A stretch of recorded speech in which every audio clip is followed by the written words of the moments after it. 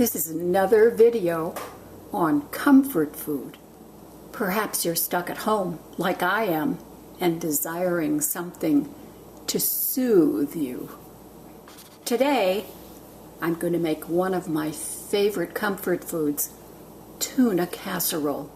And this is a classic recipe from my Pop It in the Toaster Oven cookbook, which you can buy anywhere. I'm starting with 4 cups of cooked macaroni, a cup of frozen green peas, 2 cups of white albacore tuna in water. This tuna has been drained. I'm going to blend this a little bit and then set it aside. Now in the saucepan, I have 2½ cups of evaporated milk. I'm adding 1 egg yolk, 2 tablespoons of flour, 3/4 of a teaspoon of salt, and a 1/2 cup of mayonnaise. Yep, that's right. Now I have this on medium heat. I'm going to keep whisking this until it's smooth and thickened. And while I'm whisking away here, I am preheating my toaster oven to 350 degrees. And while this is heating up, I'm adding a 1/2 teaspoon of powdered garlic. Okay, the sauce is smooth and it has thickened.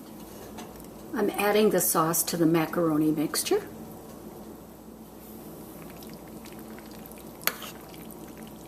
Now I just want to blend this well. I'm heating up 3 tablespoons of butter. I'm adding 3/4 of a cup of breadcrumbs, mixing them in. I'm adding a little salt, a little paprika. Okay, sprinkling the top with the breadcrumbs.